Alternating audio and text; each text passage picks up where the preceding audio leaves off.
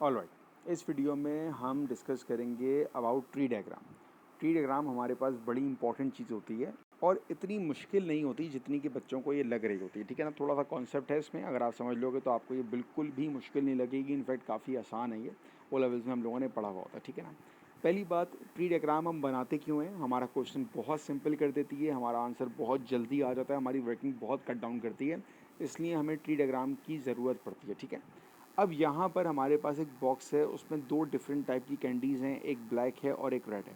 अब मेरे पास दो तरह की कैंडीज़ हैं, ब्लैक और रेड। इसका मतलब है मैं स्टार्ट करूँगा दो लाइन से। एक लाइन मेरे पास है ब्लैक और एक लाइन मेरे पास आ गई रेड। ठीक है ना, ब्लैक कितनी है मेरे पास? अगर मैं कोई एक दफ़ा चॉकलेट निकालूँ उसमें से, तो ब्लैक आने का चांस क्या होगा मेरे पास? इट्स 4। तो मैं लिख दूंगा यहाँ पर, ये आ जाएगा 4। और टोटल कितनी है मेरे पास? That will be 4 + 4 8 + 3 11।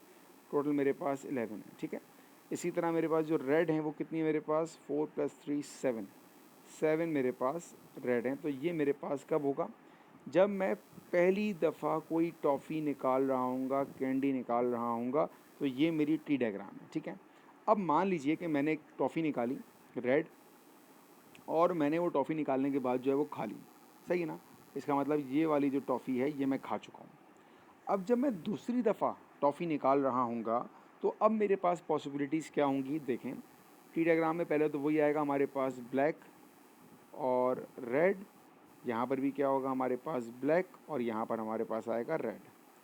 अब पहली चीज़, सबसे पहली चीज़, हमने यहाँ पर जो कैंडीज़ थी हमारे पास वो 11 थी।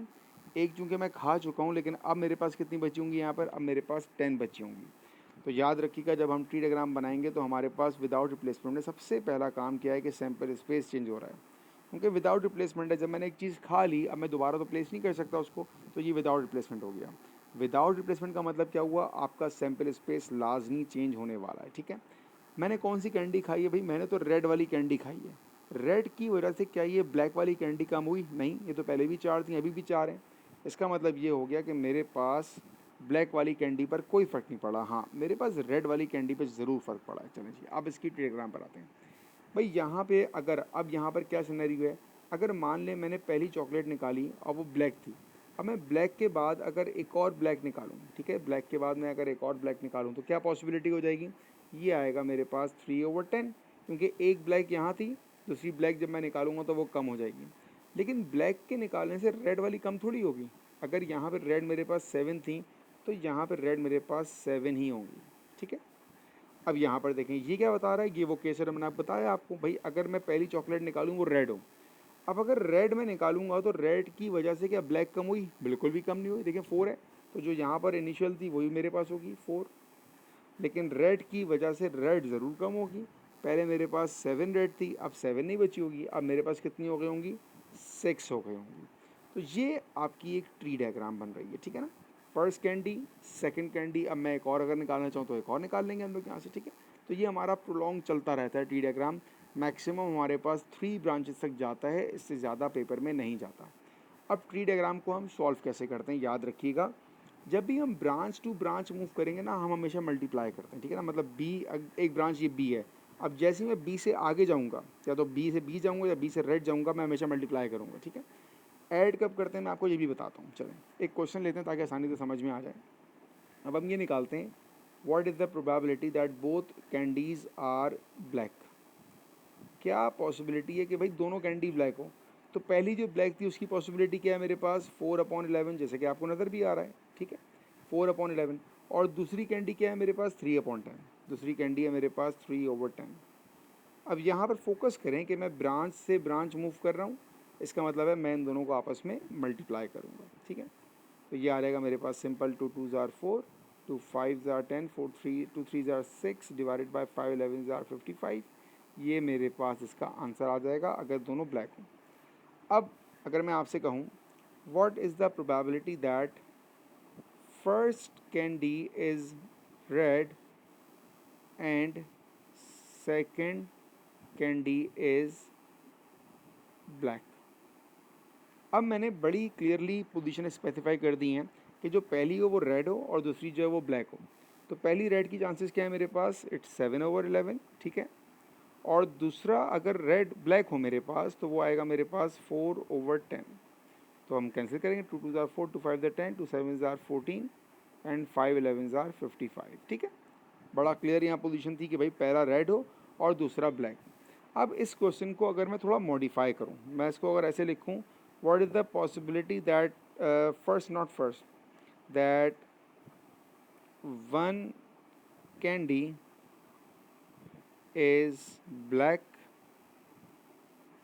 And other is red. अब बड़ी इंपॉर्टेंट बात है, गौर से सुनिएगा। देखें अब इन दोनों सवालों में डिफरेंस क्या है। देखिए यहाँ पर ऑर्डर क्लियर था कि पहले ये हो दूसरा ये हो, यहाँ पर ऑर्डर क्लियर नहीं है। उसने कहा भाई एक कैंडी जो ब्लैक हो और एक कैंडी रेड हो। अब जब ऑर्डर कंफर्म नहीं है तो हमारे पास दो केसेस बन सकते हैं। कौन कौन से? मैं ये कह सकता हूँ भाई ये पॉसिबिलिटी कि पहली जो है वो ब्लैक आ जाए और फिर जो है वो रेड आ जाए, या फिर की भी पॉसिबिलिटी कि पहली वाली रेड हो और दूसरी वाली ब्लैक हो। तो इन सवालों की लैंग्वेज का डिफरेंस समझें। यहाँ पर पोजीशन स्पेसिफाई कर दी, यहाँ पर कहा भाई एक एक हो सकती है। तो जब हमारे पास दो ऑप्शंस हो जाते हैं, उन दोनों ऑप्शंस को हम लोग हमेशा ऐड करते हैं और बाकी सॉल्व करना हमें आता है।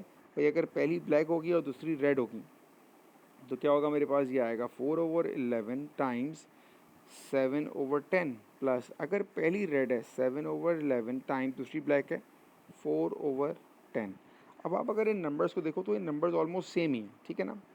तो हम सिंपल ये करेंगे इसको 28 plus 28 divided by 10 11s are 110 which is equals to 56 divided by 110। Simplify करेंगे 28 डिवाइडेड बाय 55 और मेरा ख्याल है आगे नहीं हो पाएगा, तो ये आपका आंसर हो जाएगा। ठीक है, प्रोबेबिलिटी में आप हमेशा आंसर फ्रैक्शन में छोड़ोगे, डेसिमल में सिर्फ तब छोड़ते हो जब क्वेश्चन में डेसिमल में क्वेश्चन दिया जाए, वरना हमेशा आंसर फ्रैक्शन में आएगा।